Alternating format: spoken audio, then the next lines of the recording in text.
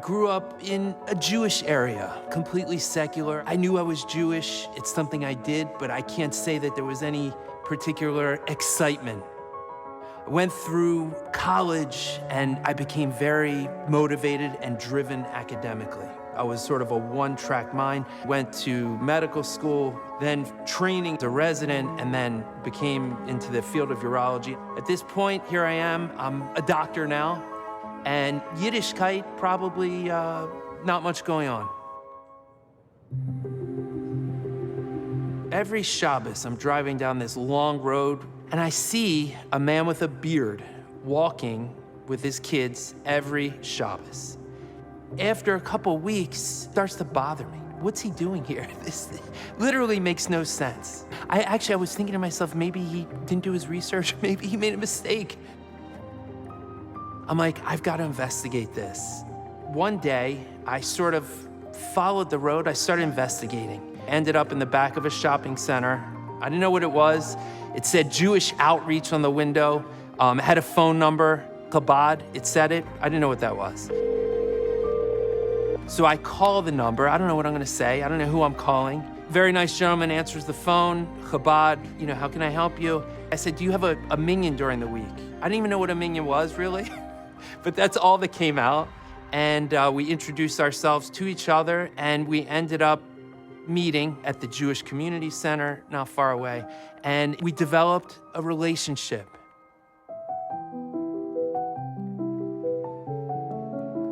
Here is a rabbi who's sort of introducing me to a Yiddishkeit that I didn't know existed. This is something I never knew about. So I get onto Chabad.org, and there's this trove of audio lectures and videos, and I was overwhelmed. I'm like, I want this. I couldn't find enough time in the day. Trips with wisdom, with the words of Hashem, again called and then I realized, wait a second. Like this that I'm listening to, I have this here. This is my friend, Rabbi K. This is what he's offering. And so I would say the relationship exploded.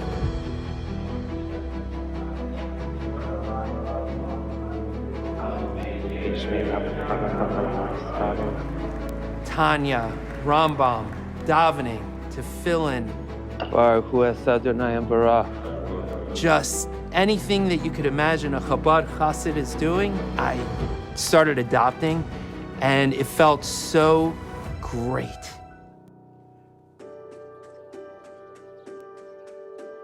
I was very centered on my growth in my Yiddishkeit, but I found that I was taking my kippah off. I'm in my office, but I changed uniform. And one day, I'm like, why am I taking my kippah? This doesn't feel right. And I start seeing patients with my kippah. And what I noticed was that the patients start talking to me about anything Jewish. And so I became engaged with them, and I started opening up and talking more comfortably about things Jewish. At some point, Rabbi K goes, maybe you could put tefillin or think about talking to the Jewish men about tefillin. Older man, didn't have much going on with his Yiddishkeit. He was gonna have a surgery coming up. And I just said, it actually came out of nowhere. I know you're Jewish. Have you ever put on tefillin?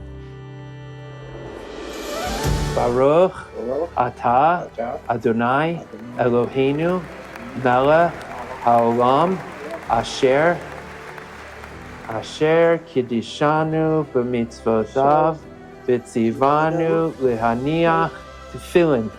Beautiful, beautiful.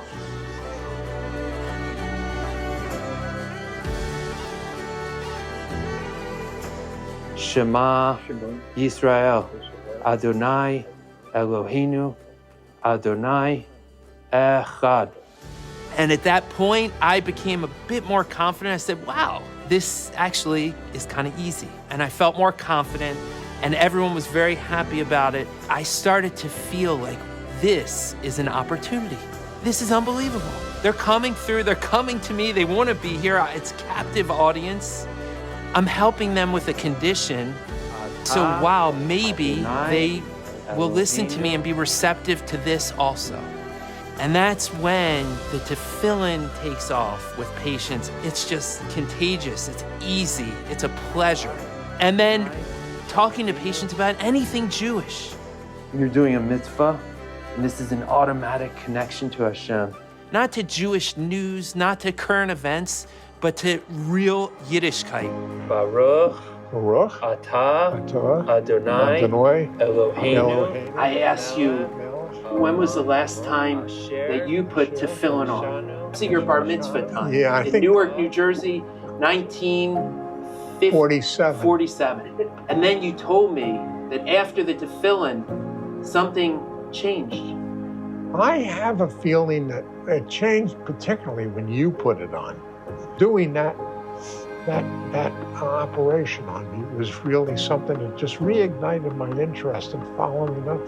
Was sehr sicher, bei jeder Menschen in seiner Arbeit, wenn tut in dem, mit seinem, wie ein Mensch darf tun, es nutzen die Kadruf, die Kirche ist, wo der Ewigste hat ihm gegeben, wird ein Licht, was beleicht, nicht nur allein und sein Mischpoche und sein Stadt, nur die ganze Welt herum, das wird ein Licht, jeder einzelne Meister.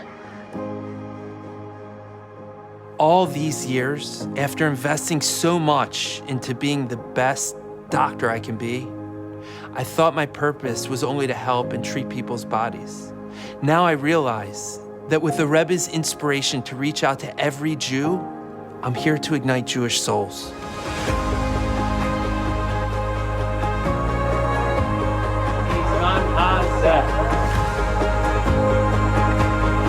We all have something more that we can do to connect the Jews that we're encountering, putting on tefillin, shaking a lulav esrog, Shabbos candles.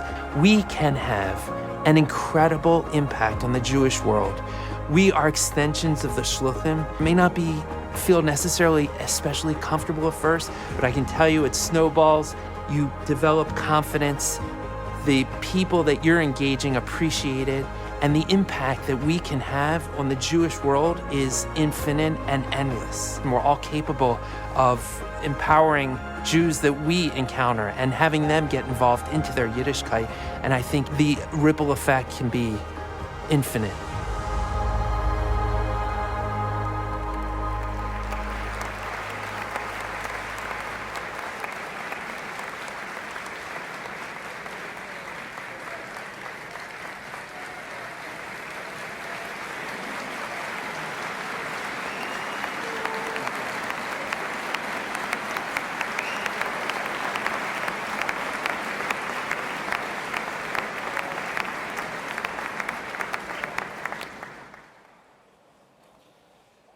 Now you know who I am.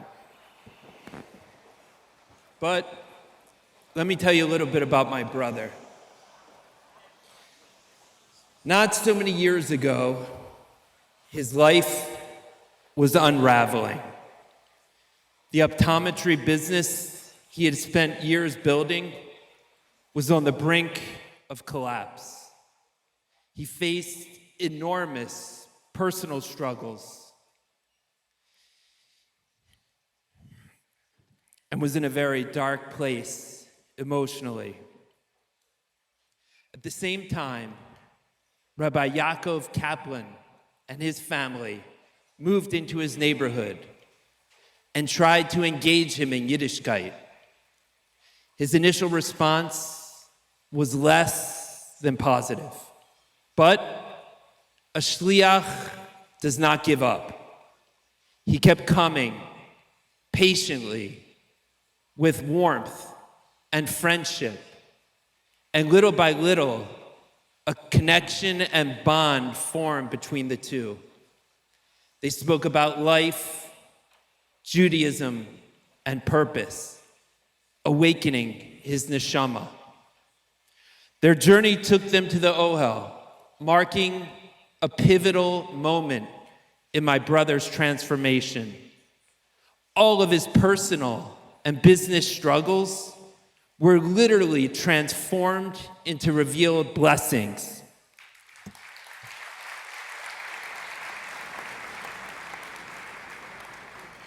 A short while ago, my brother visited a clinic in an area with few Jews, one he rarely visits, maybe twice a year.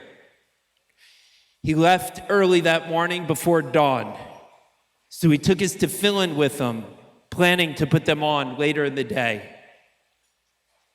Later that morning, a patient walked into the clinic and said, "Are you Dr. Levine? I need Dr. Levine." My brother confirmed, "Yes, that's me. How can I help?" The man shared that he had been contemplating taking his life. He came into the office that morning because the practice's name was a Jewish one, and he felt the need to be around another Jew during such a dark time. Without hesitation, my brother asked if he would like to put on tefillin.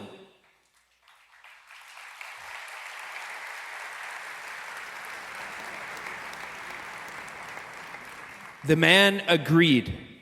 So right there, my brother, who had only recently started putting tefillin himself a few months before, put tefillin on a fellow Jew in desperate need of a connection to his neshama and Hashem. They cried together, and my brother encouraged him to seek needed help and reconnect with his Judaism. My fellow lay leaders, we all have the potential to make holy moments in our environment and workplace. I encourage you to reach out to someone and ask them to do a mitzvah.